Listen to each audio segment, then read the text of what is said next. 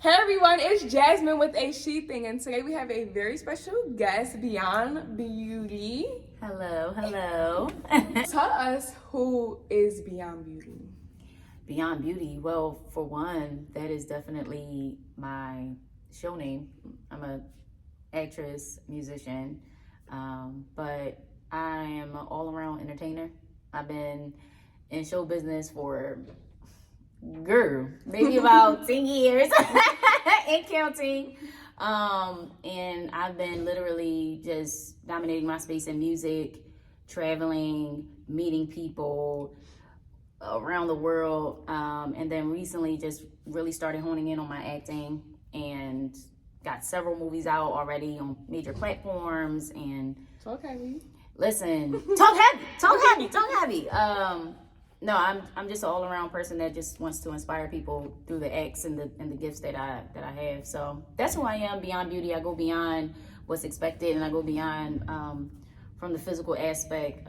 People once they get to know me, understand like it's really what shines. Whatever is in me is shining more than what you physically see. Mm-hmm. So that's where the term Beyond Beauty kind of like resonates. Yeah, that's deep. Mm-hmm. Yeah, I'm a deep person, girl. I'm a deep. Okay. How long does this interview be? All right. What is your favorite trait about yourself? Perseverance. It's like, it doesn't matter what happens around me. And now, in the beginning, I might be a little frazzled. Let me have that 5 minutes of time. But right. When I really let everything digest and I recognize, okay, I have everything that I need, and nothing really destroys what really matters, like in my life, then I just keep going. I have a reason to keep going. Like, perseverance is not just for myself, but for those people around me, because I have so many people that are depending on me, and that depend on me financially, that depend on me emotionally and spiritually. So, perseverance, I just have to keep going, even when I'm tired. Yeah. That's pretty much. Heavy on the last part. Yeah. Even when you're tired. Yeah. That's real. Are you proud of yourself? Yes, girl. I'm being so extra right now.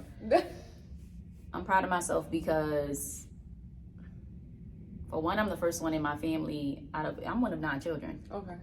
And I am the first out of 9 children to actually pursue college, graduate with a BA, graduate with a master's degree, and just to really be the leader in my family. Yeah. I'm proud of myself because everything I said I wanted to do, I did.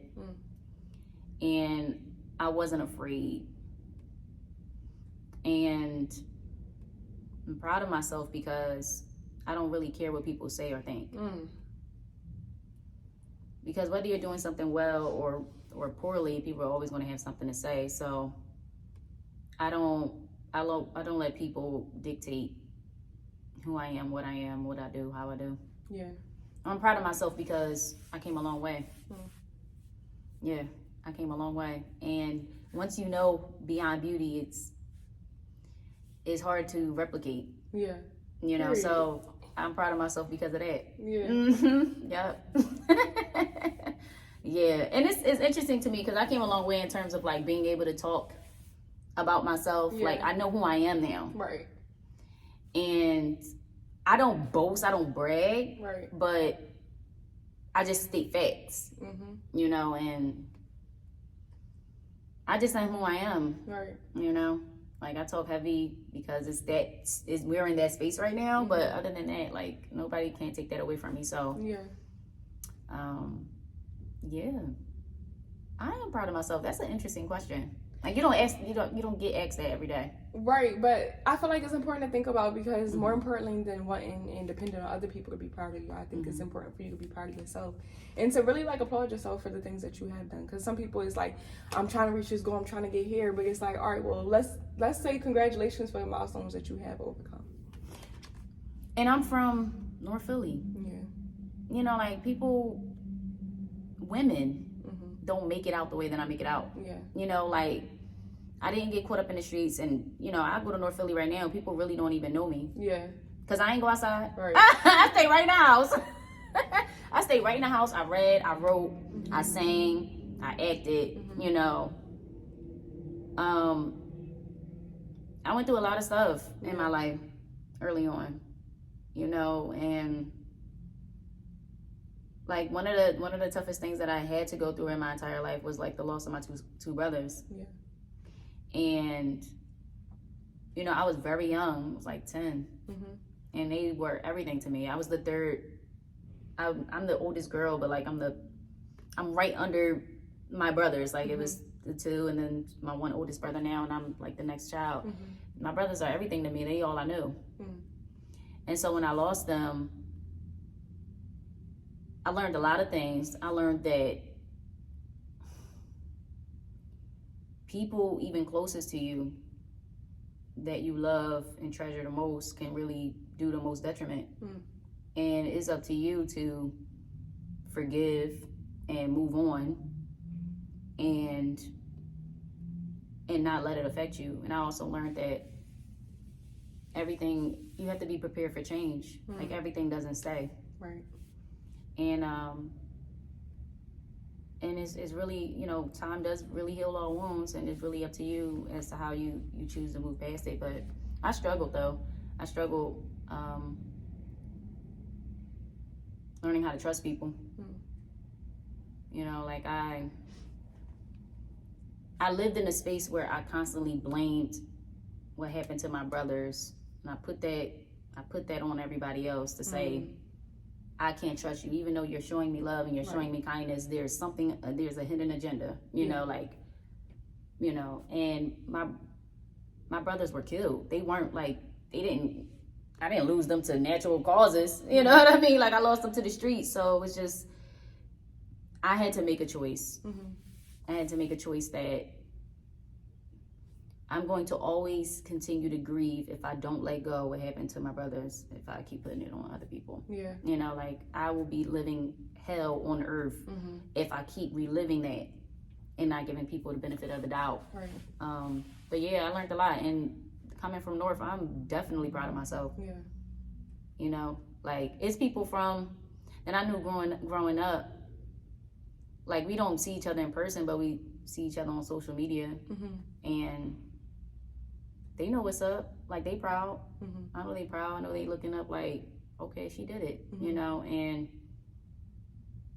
if I ever had a chance to shine light on the folks that are still trying to get it, you know, around my community, then yeah, I'll definitely shine a light. Yeah. But you know, every day you don't make it out of North. You don't make it out of Philly. Yeah. You know, people will look at me and don't even think I'm from North until I start talking. I go like, oh yeah, she from North. But no, it's a lot.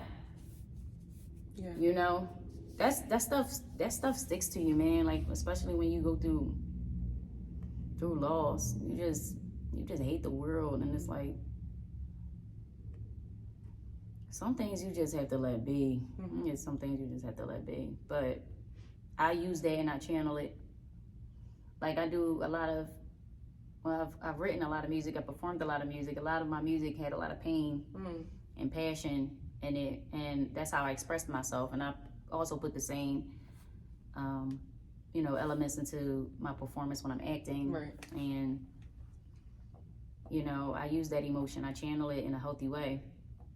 But that's how I kind of like gotten over a lot of the things I've went through. Yeah. You know, so. We already discussed that you have 9 siblings. Wait, no, 8 siblings, right? Yeah, 8 siblings. 8 siblings and then 9 with you, right? So what do your siblings mean to you? They are everything. They are my irk McGurks. They are the reason why I do what I do. And they're my friends. You know, they're the honest friends. I'm blessed to say that although we're like staggered in age, that we all get it. You know, like there's some level of maturity in all of us, and I always go to them for the truth. Yeah. You know, like I would rather get the harsh truth from my siblings versus the world. Yeah.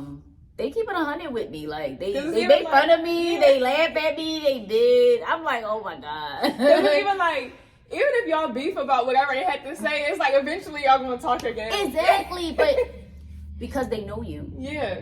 And I know them. And the funny thing is, it's like you know their personality. You like, okay, such and such is going to respond in this way. Mm-hmm. Let me get my steam off, and then we're going to come back and be like, man, what was that about? Sis?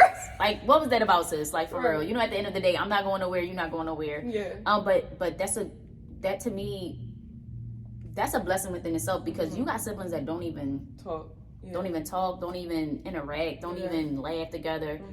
And that's definitely something like a generational curse that I wanted to break with my siblings is, you know, my aunts and uncles, they cool or whatever, but they don't have the dynamic that me and my siblings have. Like, we can fight, we can argue, we can bicker, and we all them live together, so we can technically just go our separate ways and not even speak together, or speak to each other again. But it's more so or less a few days we don't chat, then we come back together. I think it's beautiful. We keep a family chat going. We keep an IG chat going. We send memes all day. Yeah. My siblings, they look to me truthfully as the leader of the family, and I don't take that light. Yeah. It's at a lot all. of pressure, but it's definitely, you know. It's a lot of pressure, but it's pressure again because of my perseverance I can manage. You know, I don't take that light at all. I don't take the fact that they see me as a leader, and in fact, because of that, I'm always stepping in that role. Like, whenever something is said, whenever it's like, oh, what do y'all think about this? That's my voice that come out. My leader voice come out. Yeah. You know, because we need it. We need it. But no, I love my siblings. Yeah. Oh man, we're like the Jackson 5, but it's like more than 5 of us. Like, we all do something. Like, if I'm doing acting and music, my sister is doing fashion design, brothers are like rapping, acting, modeling. My sister is a whole nurse. Shout out to the nurses. Yeah, shout out to the nurses. Okay. Keep us safe. And the graphic designers, artists. Just a family full of talent. And people would say, why don't y'all have your own thing yet? And I'm like, we gotta get it together. I'm tired of them. No, we help each other though. So even though we don't have like an entity established just yet, like the Wayans, which I actually would hope we do one day. I hope y'all watching this. I have something, for example, I'm working on a movie, and then my sister, she designs my clothes, or she, you know, styles me. And sometimes my other sister, she just, you know, she joins in and she like takes camera, you know, she does pictures and videos in the background, BTS. But yeah, we're all a jack of all trades. My father actually started off in entertainment himself and was one of the biggest fashion designers in Philly. And my mom just supported that. But I like to say she's theatrical too. She just doesn't want to say it. Yeah. But no, all of us, we're something. That's dope. Yeah, we're all something. We're a trip, if you ask me. But when I need to sell out a show, come on, siblings, all 9, 8, we all take up these seats. You know what I mean? Our friends, but they supportive though. Yeah, that's very important. They're supportive. Yeah. I have something. When we there. What you need? And Yeah. I'm like, damn, this is solid. Yeah. But you know, sometimes you take it for granted because you have it all the time. But when you look at other people's families, no, you be like, damn, I really got something. Like, you begging for support in other people's families. Yeah. And so when it's genuine and they just want to do it because it's like, this is my sister. I don't care if she was saying that she about to go tap dance in the middle of 95. We're gonna be front row seating and make sure the traffic don't get her. Like. That is a different kind Make of sure you meet a crossing guard. Make sure you meet a crossing guard. No, for real though. Those are the kind of siblings that you definitely are blessed to have. Like, yes. No, I love them. I love them so much. And yeah, we just all to a degree think alike. We just all do. I really give kudos to my mom and dad for really tolerating us and dealing with all these different personalities. But no, I think that's what makes us really dynamic though, is because it was so many of us, and one of us had to stand out at a given time, so we all just act like whatever to get the spotlight. But it's just funny. People always think I'm the only child. They're like, you the only child? I'm like, no. They're like, you act like one. I'm like, how? They're like, because you want when you want it. I just know how to turn it on. Okay, don't judge me. But I feel like too, like only children. When y'all like, I mean, not only children, children who come from big families. Once y'all are able to like venture out and do your own thing, it's like I had to share my whole life. Don't you know? That's why I act like this. Not. That's why I act like this. Budget. I'm free. I'm finally free. That's why I'm acting like this. Okay? They'll be like, yo, you're just so theatrical that because I'm free. I'm free at last. What are y'all talking about? So no, it's just it's really fun, man. We didn't need no friends. Yeah. You know what I mean? So that's when it's funny because like when new people would come around, my siblings would be like, "Who they?" I'd be like, "Damn, I can't have no friends." Damn, they'd be like, because I ain't like the way she breathed. But Like damn, just trying to find anything. give her a chance at life. It was like, this is a good person. Like, what is happening? No, but it'd be really, really funny though. It'd be funny to see new people come around. They had to really go through like American Idol judges every time. Like, come on, y'all. Right. Come on. If I give them the to go, then they can go. Right. That means if they are my friend, that means y'all gonna like them. Yeah. They already went through the preliminaries before I even brought them around, y'all, because I already knew.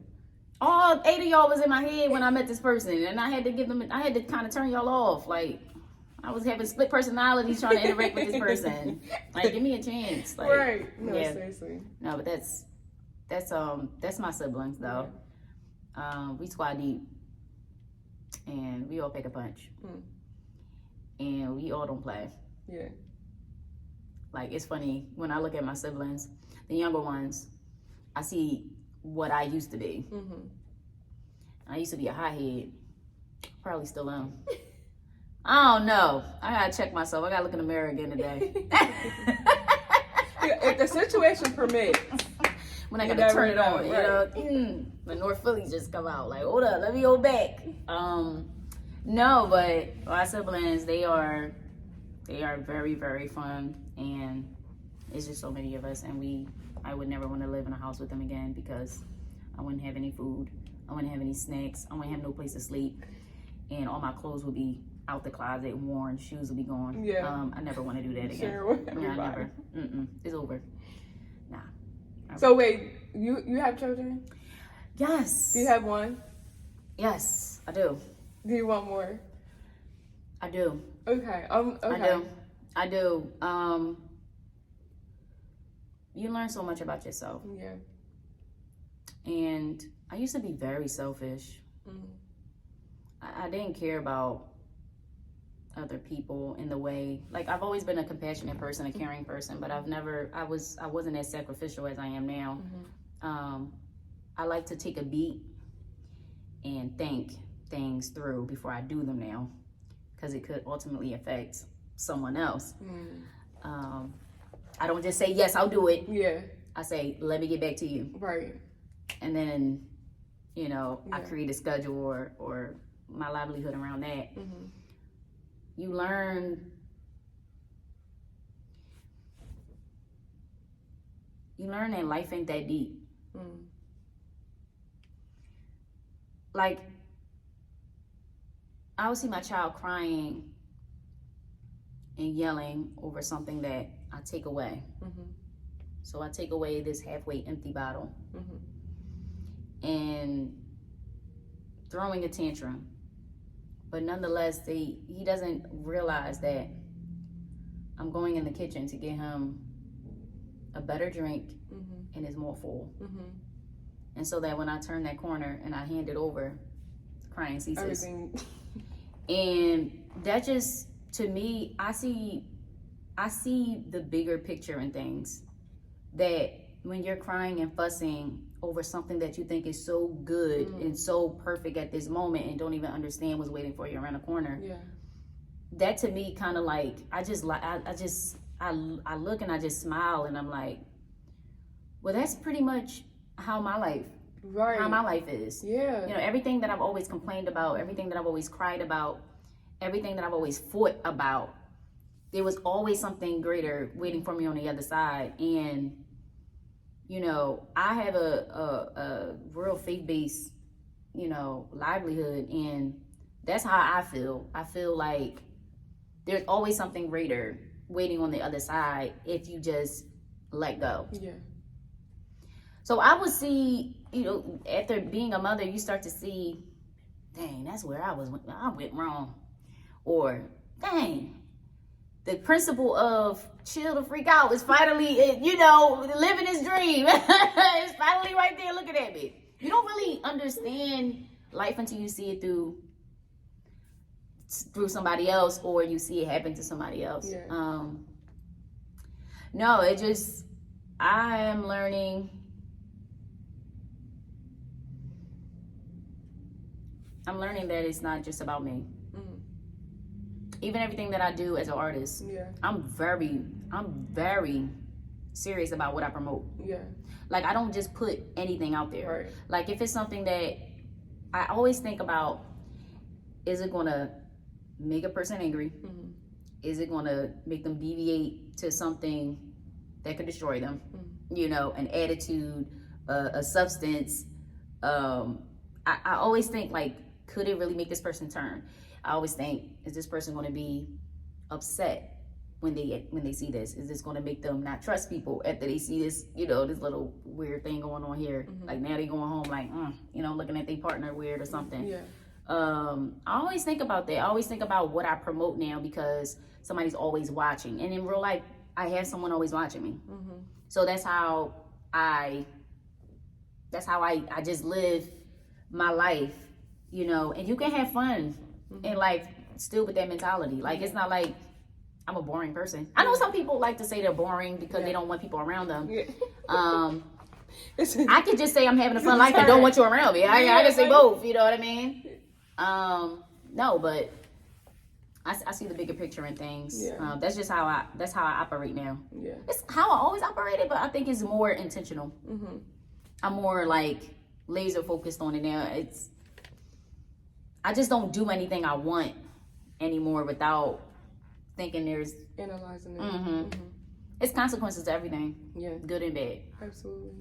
You know, it's consequences to everything. That's why it's like, yo, just live your life. Mm-hmm. You know, if you're doing it with great intention, because you just never know what's going to be the outcome anyway. Mm-hmm. I mean, you set plans, right? But that does not mean it's going to go in that direction. Don't be married to them. Don't be married to them. Because sometimes the plans that you have set aren't what's best for you. Mm-hmm. You know, and I feel like too, like, to piggyback off of what you're saying, you know, just living life and kind of just going with whatever. Because it's like, when you feel like you can control everything and you feel like, well, let me see if there's a way that I can make this go in the way I want it to go. Stop. Mm-hmm. Literally, just do you, be who you can be, do what you can do, and let God handle the rest. Because at the end of the day, things are going to go how they're supposed to go for you. What's meant for you will always be for you. Nobody can ever take that from you. Absolutely. And in this 29th year of life, I'm starting to realize it's very specific. Right. It's 29th. Literally, like, I'm just now starting to realize that, you know, because growing up, I feel like for me, I was taught to be like perfect, to do this, that, and the third, you know, and not. How dare you ever fall short of that, you know? That's so why I it stopped was like I had to be in control of everything. I felt like I needed to do my best for everything, but it's like, sometimes your best is not going to be good enough, and that's okay, because that's what was the best situation for you. You have to be careful with that, though. The things that you are trying to control is sometimes someone else's narrative. Exactly. So that's why you gotta just let it go. You just gotta let it go. Mm-hmm. Like, you know, your whole life you're told, like, you're so smart, you're so beautiful, you're so driven, you're so this, and then the moment you fail, right, girl, whole world shifts. Like, this is blasphemy! I can't believe this! I thought I was so smart. I thought I was so driven. And yes, you still are. Yep. But it's just not. It's not the order of things. Sometimes doesn't go in the way in which you want. Mm-hmm. So, you have to be very careful in terms of the things you want to control, because are they the things that you really can control? Right. Control. Yeah. So, no, I this morning, girl. I don't care. I don't care no more. I just don't care. I just don't care. I'm like, God, listen. You gave me breath today. I woke up. That's all I need. I'm grateful. Whatever happens after that, I don't care. Mm-hmm. You will provide. If I lose out on this little bit of bread I'm about to get, or this whatever. Yeah. Cause one thing for sure, I ain't never been hungry. Yeah. Period. I ain't never not had no money. Mm-hmm. You know, I might have missed out on an opportunity, lost a chance at something. But guess what? Mm-hmm. Thicker than the Snickers. Yeah. I ain't miss a meal yet, and I got shoes on my feet, back, clothes on my back. Yeah. Mm-hmm. Yeah. So this morning, man, it's like, man, it is what it is. Especially when it's things that are out of your control, like, like I was telling you this morning, like I have a meeting after this. You know what I mean? I have to do a presentation. Mm-hmm. Something I did not ask to do. I didn't sign up for this. But the person that was supposed to do the presentation with me, I got laryngitis. Wow. How convenient. How convenient is that? That's you probably didn't think I knew how to pronounce that word the way you sent it. All right. That email was yeah, I appreciate that. I'll be there for moral support. Yeah, you can stay home. Don't even need it. I don't need it. I'm just gonna come in there, rock the house, and just leave it alone. Yeah.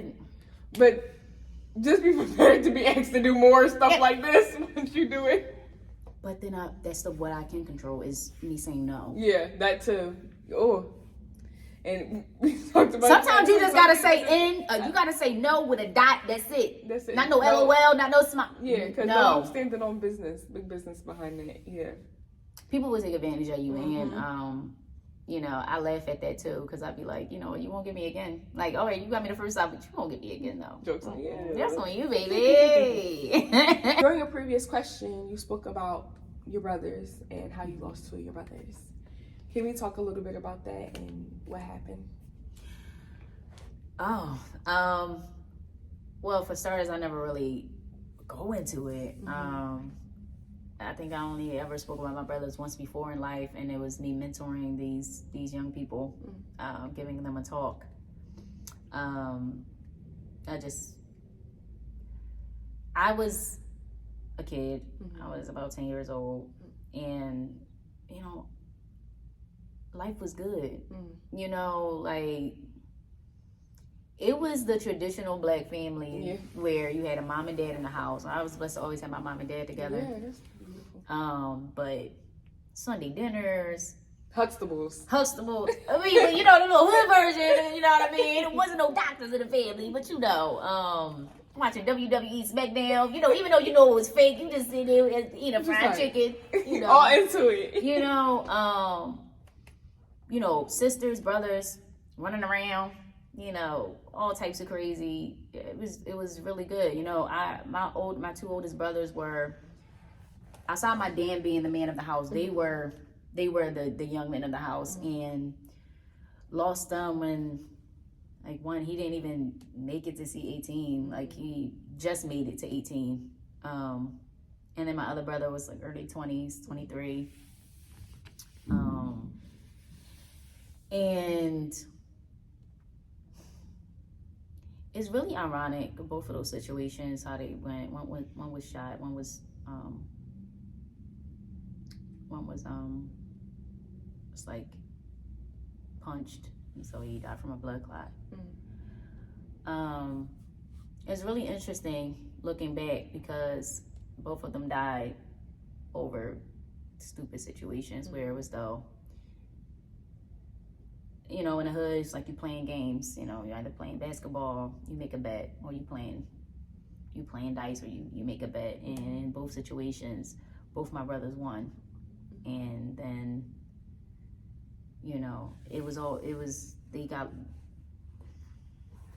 it just happened over petty cash.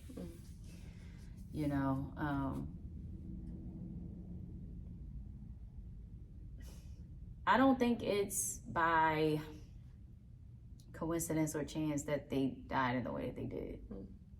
By the hands that they died by.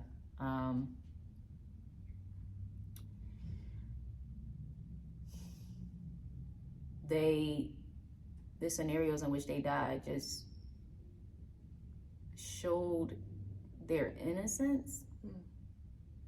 That you can be from an environment and not be of your environment. Like, you can be in an environment but still be thorough, still be solid, still be generous, still be, wholesome. And I would definitely say out of them two, and not just characterizing them as that because they're my brothers, but that's really the truth. I think their loss really shined a light on how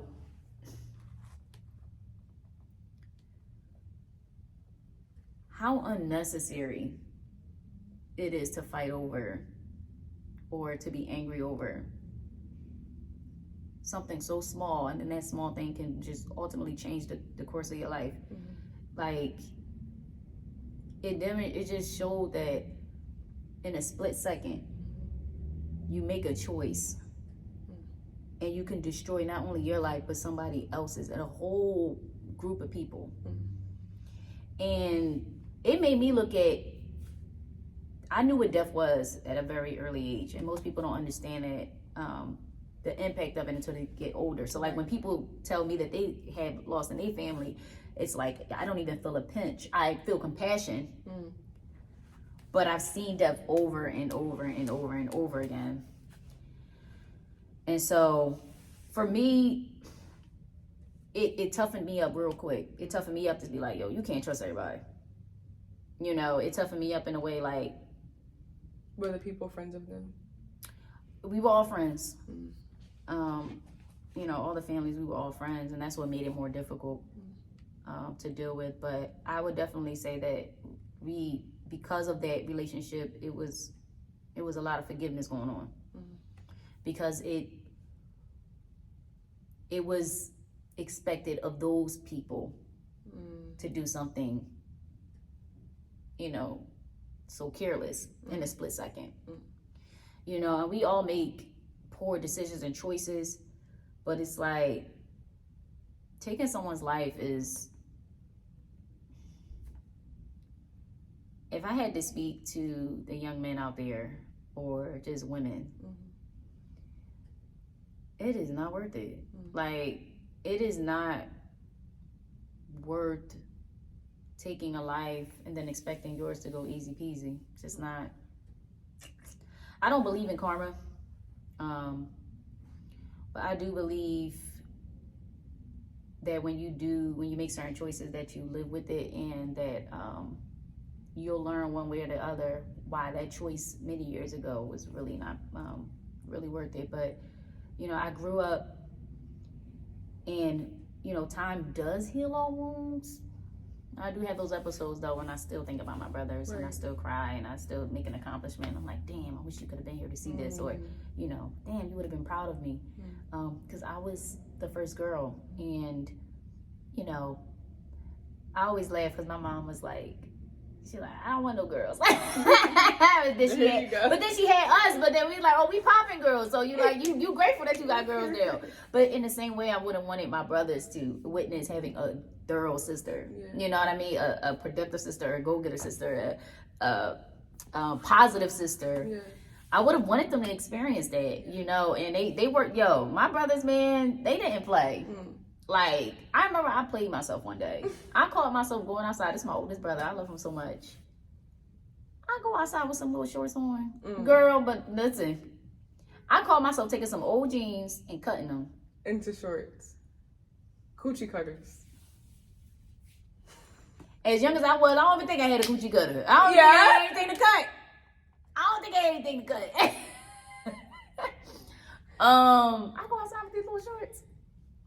He gave me that look like, girl, don't you know I turned right around, went upstairs and burnt them. I damn near burnt them damn things. Wasn't supposed to be playing with fire, but I burnt them damn shorts. Child. And it's funny because it was this little boy around that would always like play on our steps and stuff. And I started getting older, so I'm like, oh, he's cute. Yeah. He knew he was going to be on the set. He said, child, I thought I was about to be cute for this little boy with my booty shorts. I see why my mom ain't want girls yet now. Like, she's like, It's so no, bad. but my mom even said that she's so proud of her girls because she like, y'all are doing it, and y'all so like, y'all are, you know, going against the grain. But no, I love my brother so much, man. We all had to deal with that trauma differently, me and my siblings. Some of us deal with it still in interesting ways, but for the most part, it really made us who we are. And it's hard. You know, my mom and dad will never admit it, but it does take a piece of you. Yeah. When you lose your kids. Yeah.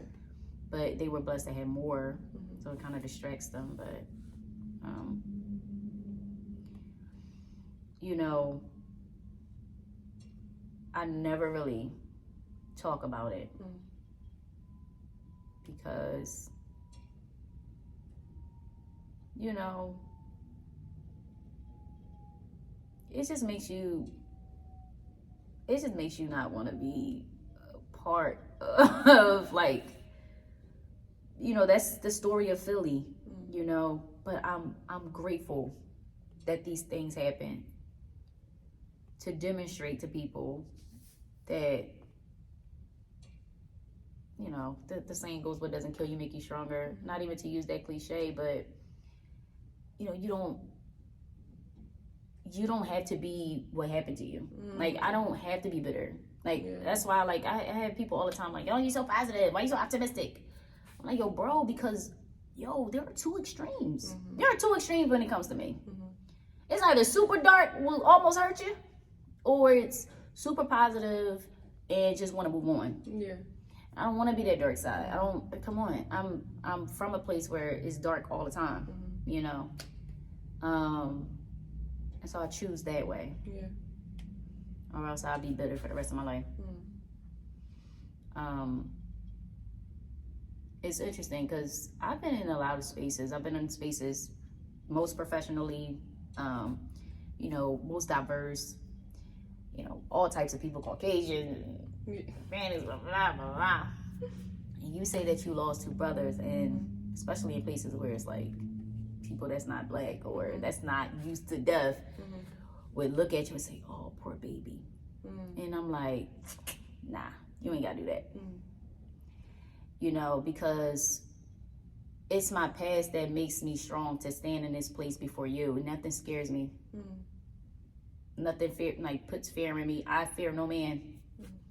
You know, and I've also learned that I can grow and move on from things that were meant to destroy me.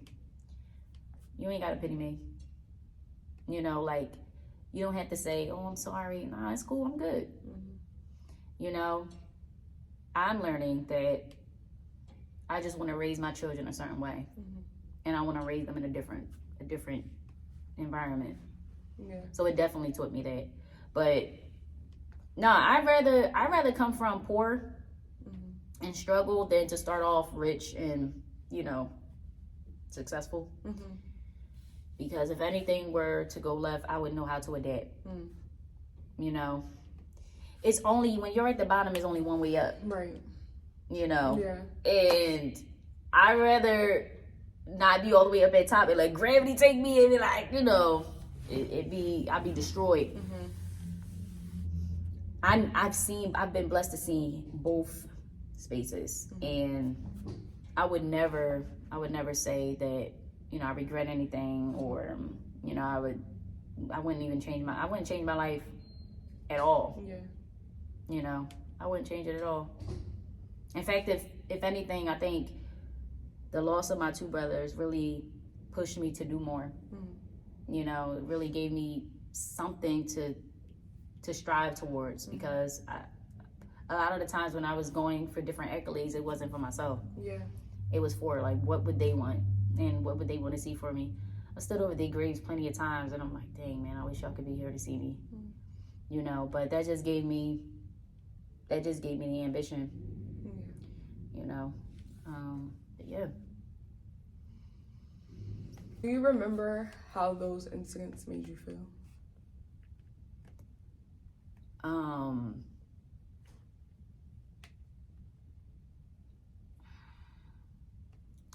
At the time, it made me feel like it was the end of the world. Like, why me? Why us? Like I said, every day was a traditional happy Black family day, and you don't really realize, you hear about killings and shootings and stuff like that, but you never really think it can happen to you. So even at 10, I'm like, damn, like we one of them now, like this is really our life. And it's just made me realize that any day it can be you. Any day it can be you. It made me feel broken.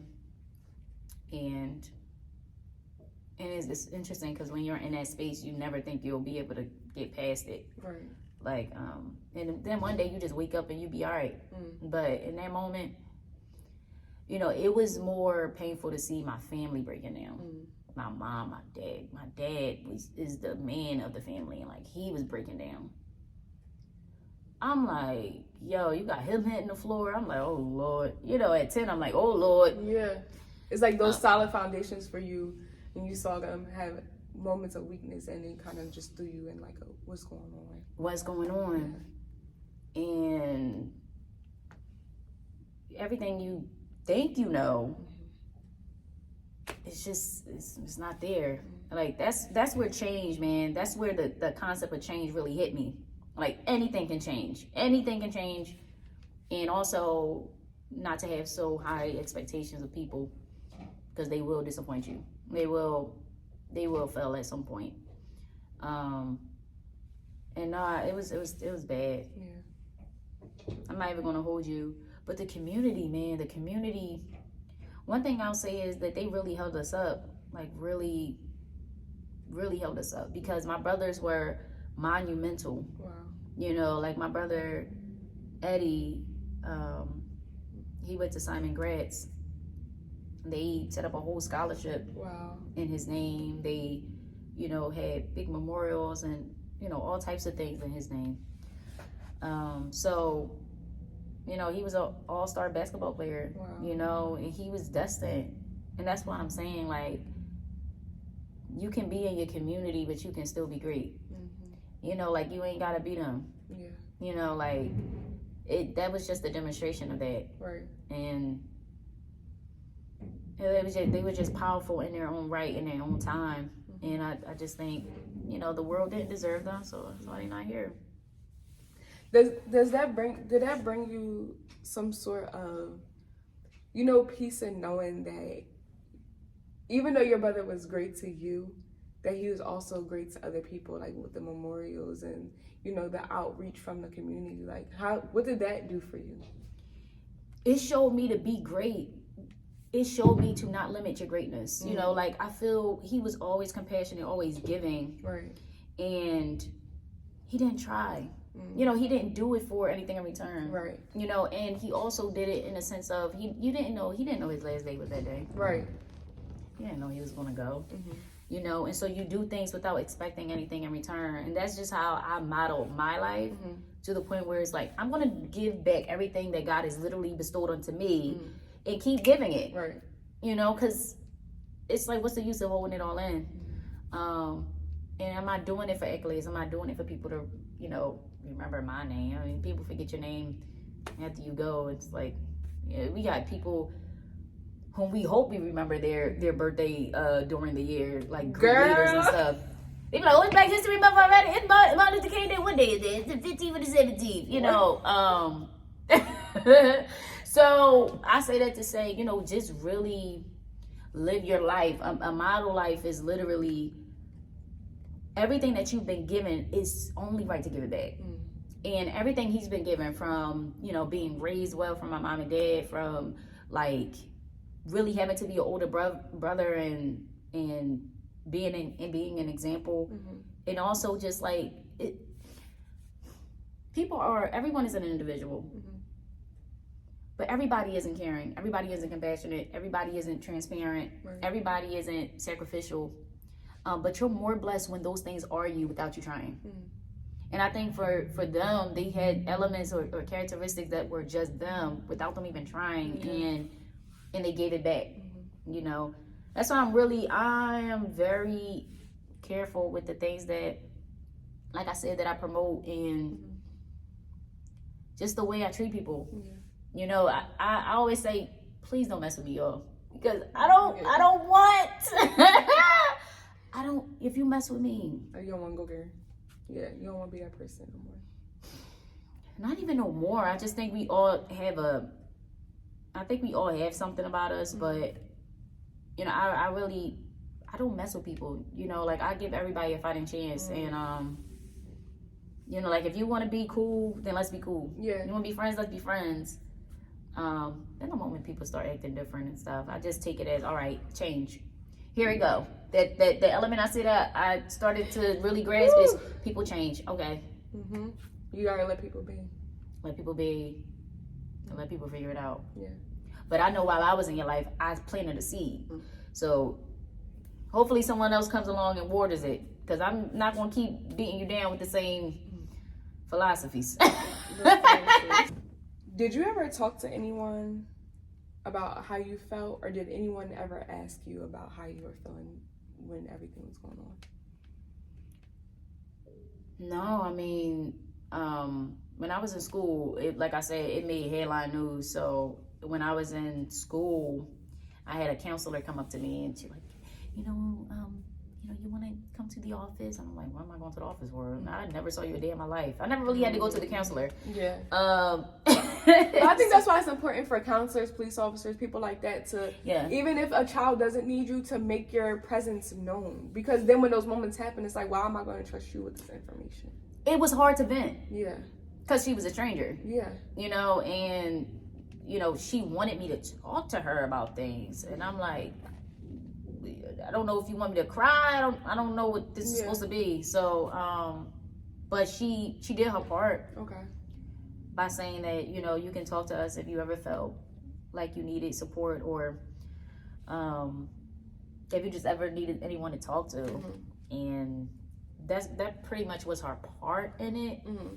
But I never really spoke to anyone about it. Okay. Every time I do talk about it, I cry or I tear up. Because, and I think, so there are some things you work out within yourself. You know, some things you kind of do for yourself. You know, like I said, I really surrounded myself with faith-based people, and you know, I would go to church and I would lean into people of that nature. I would lean into the Word. I would lean into God, and He would tell me who I am, and He would tell me, you know, what I don't have to worry about. Right. And He would tell me the things that, and not Him telling me like it's a voice, but Him telling me in the scriptures that that the things of this life would pass away at some point. Yeah. So I literally, I kind of like created my own therapy. You know what I mean? Like I didn't really go to people to talk about it. Besides, I think I would talk their ears off too much. I would just be, you know, and it's probably not good to say that, but I sometimes don't be thinking people got time to be listening. So I never really like, you know, did that to people, like just talk. Now I would bring it up sparingly here and there, but I would never really dwell on it. I wouldn't never really like talk about it too long. Yeah. I feel like sometimes though, like when you talk about things that have happened in our past, and like you said, like you have an emotion like you're crying or something like that. I feel like when you are, so like I feel like when something like traumatic happens to you, right? You in yourself, you change, but a part of us is still holding on to that person that we were when those people were still around or before that event happened. So it's like our favorite blankie, like when we were a child, we're just holding on to it, right? I feel like when we cry, when we let it out, when we express ourselves, we're loosening our grip a little by little, right? Yeah. Of that old person. And when we finally get to a space where we're able to talk about it and we no longer are brought to tears. We may feel sorrow, but we're no longer brought to tears about it. And we're able to kind of speak about it more fluently. And we finally let go of that person that we were before, knowing that we'll never be that person again. And we're more comfortable in who we are currently. You know, we embrace who we are currently.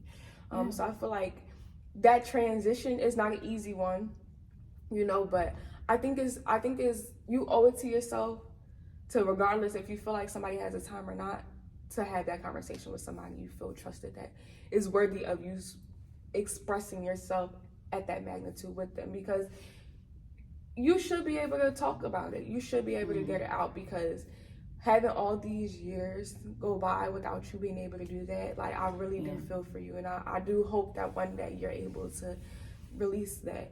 No, I really do appreciate that. I do. I think the interesting thing is, I think I speak around it to people by giving advice, by sharing, you know, sharing like insight without specifically talking about my brothers. So everything in it itself, the way that I felt, the things that I lost, the things that I, you know, struggled with, I share and I vent on those particular topics. And I think that is like me kind of like letting loose of the blanket in a sense, without specifically talking about that. But to your point, I do think it's important to like talk to people about that. I mean, I talk to my siblings about it. And so that was in a sense therapeutic. But I think there are different ways. There are definitely different ways to let go. And I think I definitely let go in a lot of ways because of just, I'm not helpless anymore. Like, I'm not a victim. Yeah. You know, I definitely don't walk around like that. So, you know, that's interesting that you bring that concept up. But, you know, I'm just like that person altogether. For some reason, I always think I'm going to be a burden to people. Like, I'm always like, because I'm the person that's always carrying it. So it's like, well, how could I give you my load? How could I give you my load when I'm always the one carrying the load for people? Like, I'm always the leader. So I'm like, I'm trying to spare you. And sometimes I found that it's not fair, because some people that want to carry the load for you feel like you're not giving them the space to, you're not trusting them to carry their load. To be that person. So it's something that I still deal with it today. Yeah. And it's okay. It's okay to go at your pace and don't let nobody feel like you have to rush you. But just know that you're not a burden. And that you are. That's a strong word. Maybe not a burden, but like, you know. I understand it. Yeah. But just know that you are worthy of having that space where you can go and you can speak to somebody, and it's okay. It's okay. You know what? I'm going to pay you. I'm going to put you on my roster, and I'm going to vent to you all damn day long. Listen, I'm here for it. I work 7 p to 7 a. We go all night. You could be right in my AirPod while I'm working. Like, I'm here for it because I know that people need that space, and it's not even necessarily to have somebody say something back to you, but to just be able to get it out. Yeah, that's true. That really is true. No, I always make it a mission to speak to people more. Like, I represent a group of youth, and I always make it my mission to speak to them all the time. Yeah. That to me is therapeutic. It helps me out a lot, and it makes me realize that the things that I'm kind of going through aren't really that like life-threatening. And but don't discredit them either. I won't. Yeah. I won't. Yeah, I won't. That's why I'm gonna put you on my roster. Make sure your AirPods charged too. Don't be having no dead AirPods in my call. You better have them charged up. For real. Listen, I'm here for it. I really am. Like, this is literally like a part of what a she thing is. Like, I just want to be that space, you know, because I know how it feels to not have it, you know. So just to be able to have females be able to even feel like they can even trust me to do that, it's like I know I'm walking in my divine purpose. Yeah, absolutely. During that time when everything was happening, or even to this day, what is something that you wish somebody would have said to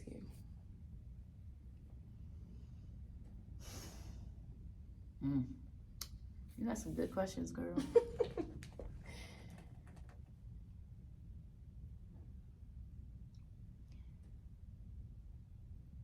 I wish somebody would have told me when it happened.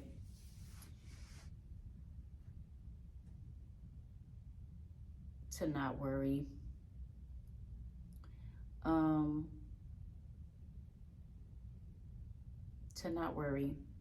And the reason why I say that is because even to this day, I like to try to think 10 steps ahead of something that didn't even happen yet. Because whatever happened to me then, I never want to feel that again.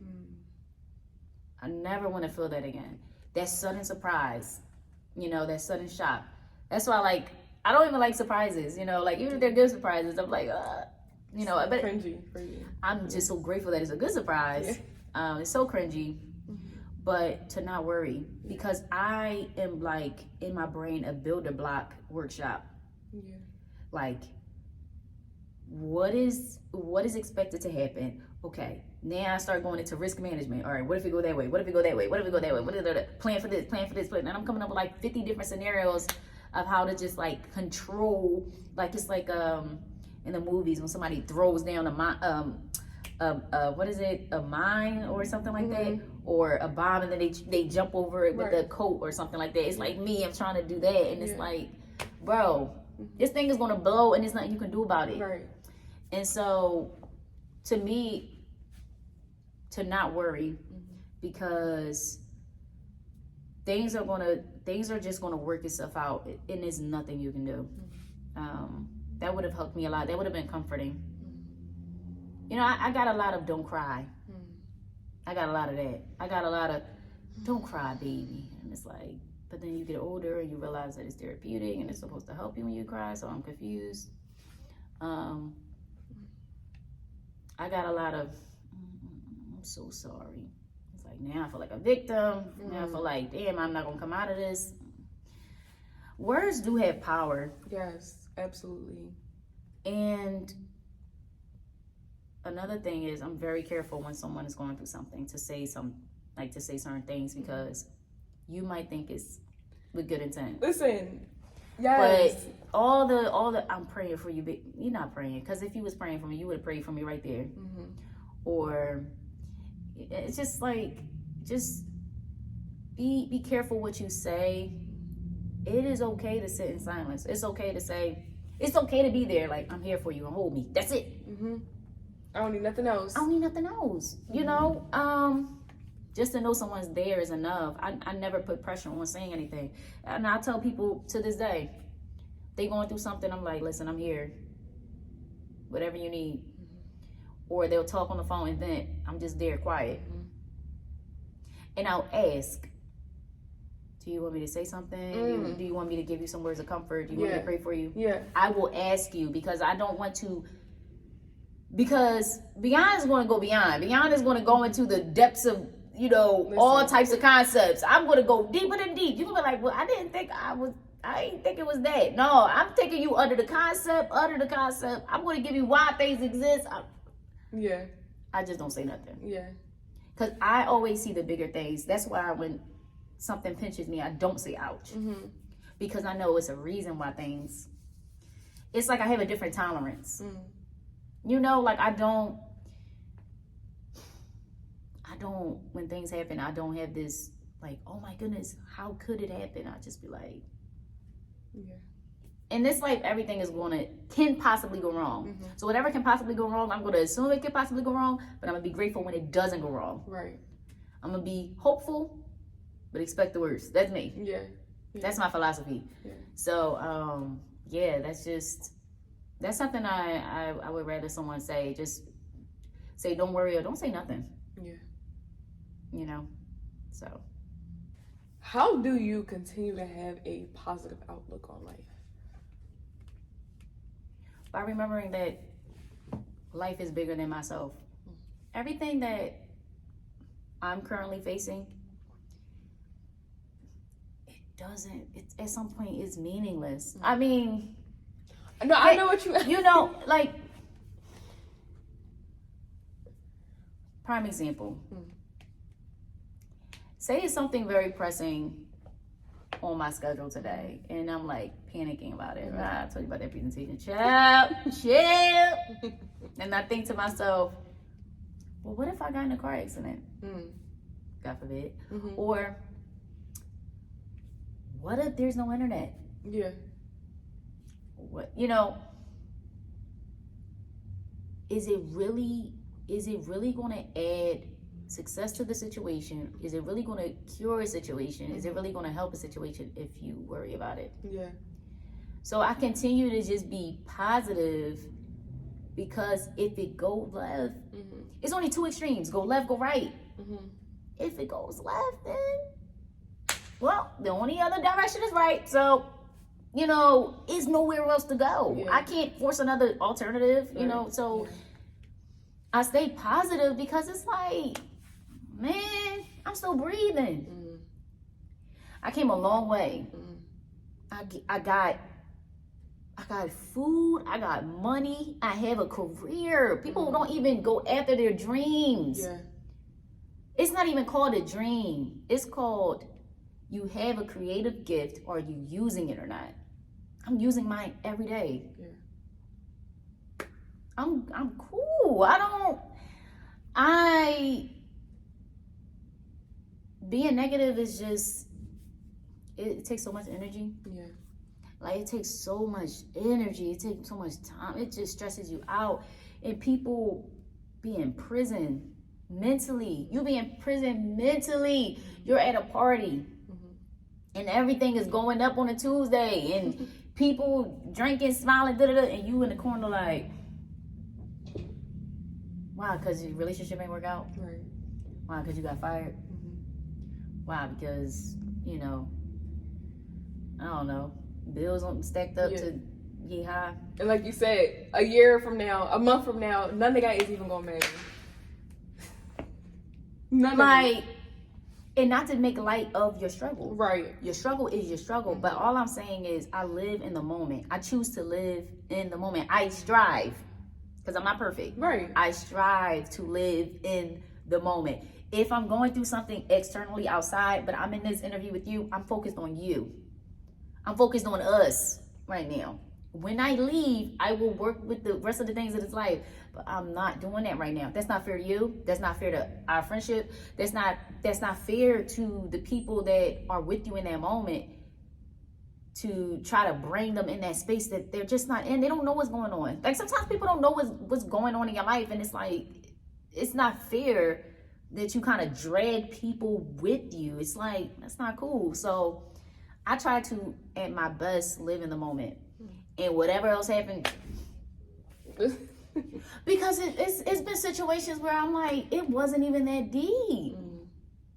Like, I ain't died. Right. I will say, okay, so maybe everyday walking in Philly is a life-threatening situation. But I would say I have a good 4 times on my hands where I had life-death situations. And every time I like to compare them. I'm like, well, whatever I'm going through right now, was it that? Right. No, I'm all right. Yeah.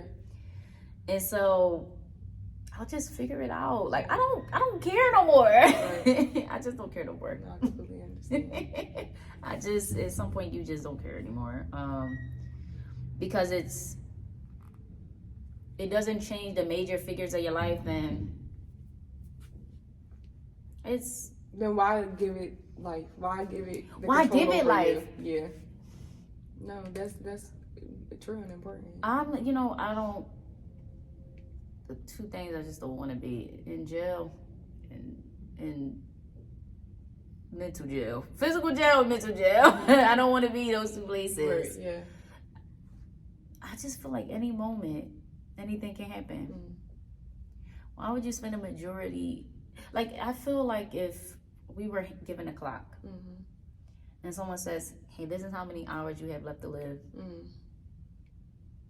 Child, it's like you have cancer, God forbid. The doctors are telling you, you got 2 weeks. Yeah. Child, don't you know you're going to be like, all right, well, let me get to that bucket list. Let me go ahead and skydive. Right. Let me go ahead and see my kids that I ain't seen in 12 years. Let me go ahead and forgive the haters that I had since 1st grade. When you could have been doing that every day. Yeah. So I live with an invisible time clock. Yeah. I read this book, The Mountain Is You, and it spoke about that. Was it? All right, now I'm confused because I don't know if it was The Mountain Is You or The Untethered Soul. They're both good books. But it spoke about not being afraid of death, but embracing death. And living like tomorrow or today will be your last day. Because then it's like you're not waiting until next month to do something that you could be doing today. The interesting thing is society has made it like it's a bad thing to prepare for the unexpected. It's like, oh, don't say that because it's going to happen. First of all, I'm not a magician, and second of all, whatever I say, I don't really have that much power to be making things come out of nowhere. Like, I'm just sorry. So my thing is, it's a habit for me to say God forbid. But if it's meant to happen, it's just going to be meant to happen. Yeah. So, when I literally say, okay, this is a thing that could potentially happen, I'm going to say it. Like, if I'm going to die, I'm going to die. It's like, don't say that. It's like, but why not? Let me prepare. Yeah. Let me get my will together. Let me get my financials together. Let me make sure I got something built, established. Let me make sure that every person I come across is winning or happy or solid. Make sure I got life insurance policy. What is the harm in preparing for something that you know is going to happen? I'm not going to live my life in fear, and I'm not going to live my life like, oh my goodness, now let me go in ahead and really just, be the best person I can be because I'm about to die. I'm not moving like that. Yeah. I'm just saying, it's okay to prepare for the worst. It's okay. But don't move in a fashion where it's controlling you. Don't let the expectation control how you just try to avoid it. And just like I said, live in the moment. Just live in the moment. Yeah. Because you just never know. Right. But yeah, like I said, girl, I can talk all day. I can talk all day about stuff like that. Yeah. It's funny. I had somebody the other day come to me, and they were really distraught about a friend that they thought was a friend. And the friend was just turned out to be a complete hater. That'd be the worst kind of realization for you. And I'm like, we get so tied to the idea of this person would never,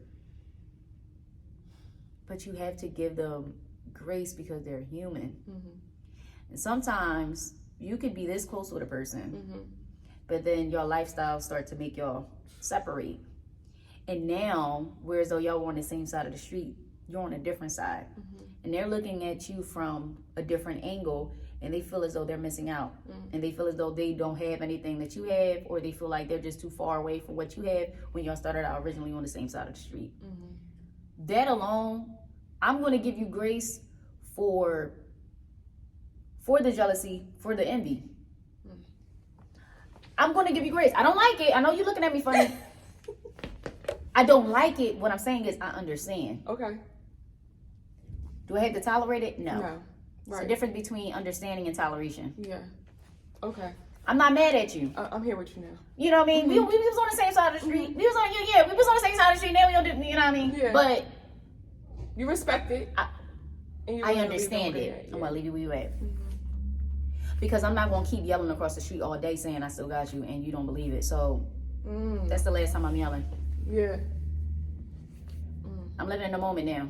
It's like all these other things going on behind me. I'm not gonna keep doing this with you. I'm not gonna keep looking back. I lost friends like that too, unfortunately. And I'm not very combative. I'm not very, I sometimes won't even air you out. I'll just let you. And then you have a moment to yourself and you recognize what happened, but I'm not doing that no more. Yeah. I'm not doing that no more. No, I can definitely completely understand. Yeah, so I just choose to stay positive for a lot of different reasons, to protect myself, to protect other people.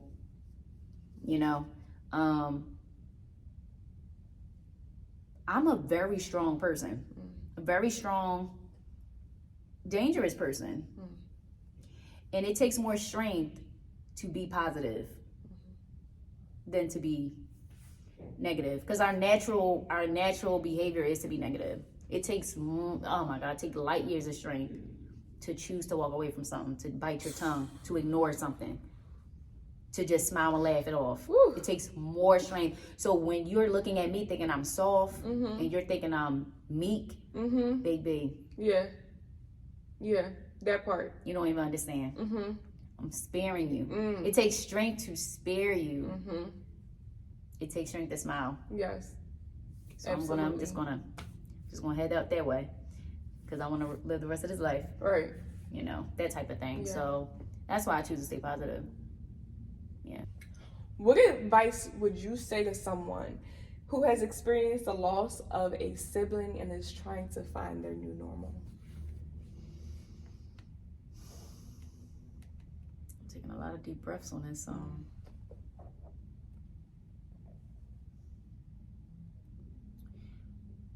So the advice I would give to someone who experienced loss, especially similar to mine, is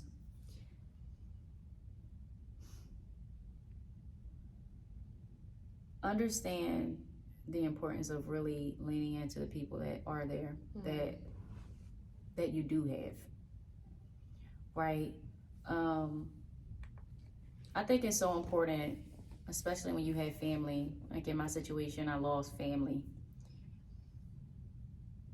To not take for granted. It's like that. It's like something happens where it's like every beef, every dislike, every indifference, like it just goes out the window. And you learn to lean in the people that you do have, and you just appreciate what you got. You know, not to say like everyone left is like, oh well, I'm settling. Not like that. But it's more so like, you know, because we're down in number, we're stronger together. Yes. And I would definitely say for my situation, that is probably why me and my siblings are so tight. Like our bond is unbreakable. Like, yeah, we will look at somebody left if they come out of nowhere and be like, who are you? Right. You know what I mean? Like we are like, you know, on patrol all day long. But definitely lean into people that you have, and also understand that everything, it's so hard to grasp this concept.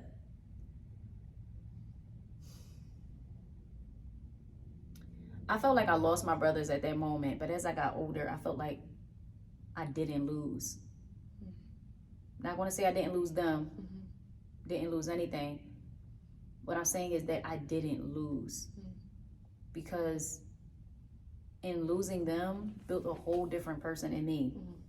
Built a whole different strength, built a whole different character, showed me that the things that it exposed me to myself, the things that I didn't think, you know, I'd be or was capable of being or doing or enduring. Like it just showed me a whole different side of myself growing up. It also exposed like the negative aspects that I carried from my past. And it exposed those ugly things to me, and it made me, had it not been for them, I would have never been able to see my flaws in a way. Losing them was a lesson, and losing them was a breakthrough to my character development, if I can say the least. So I lost them, but I didn't lose in life, you know. I remember the times that I had with my brothers. I embrace those memories. I look back at pictures and videos. You know, I really cherish those moments. And it made me also, it makes me cherish those people whom are still here. Because had I not lost them, I'd probably be going on in life, taking people for granted. Like you got another day. Like I got another day. Like, oh yeah, you alright. Yeah, you did this for me. Yeah, you've been this person to me, but it's alright. You just another person. And it's like, no, every time someone is good to me, every time someone is, you know, there for me, loyal, it's like I put you on a pedestal. Like I put you on a pedestal. So just take it as it's going to build you. It's going to change you. Any change is going to change you, but that type of change is going to change you. It's inevitable. So yeah, that would definitely be the things that I would give to someone and life is not over. Mm. Life still goes on. Mm. The person that you lost would not want you to end your life or end life as you see fit. And it's interesting to me because, you know, I'm a humorous person, and sometimes I'm a little dark humorous. But sometimes when you lose people, you know, they probably better off anyway. You stressing out, and they probably chilling in the Himalayas, you know what I mean? Sipping on a little pina colada, you know, in the afterlife, chilling. Right. And so they, for that reason, definitely live your life. Yeah. Definitely continue to live on, and just continue the best way you know how.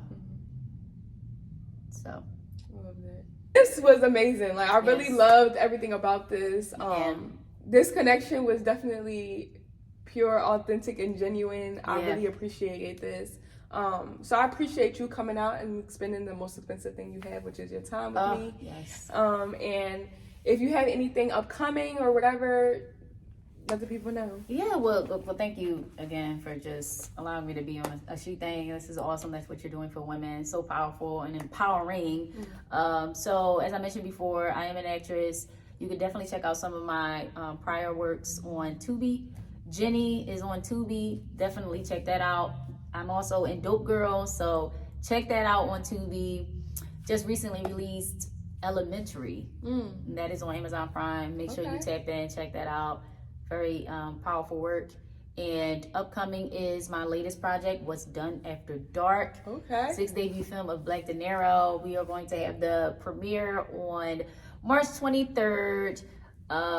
So maybe this will come out after or whatever, but definitely tap in because What's Done After Dark will be on a major streaming platform very, very soon. So definitely tap in. Yes, okay. And follow me at Beyond Beauty on all social media platforms. But yeah, that's it. Thank you. And shout out to Venue 4037 for allowing us to use this space. Yes, so beautiful. Yeah, I love it here.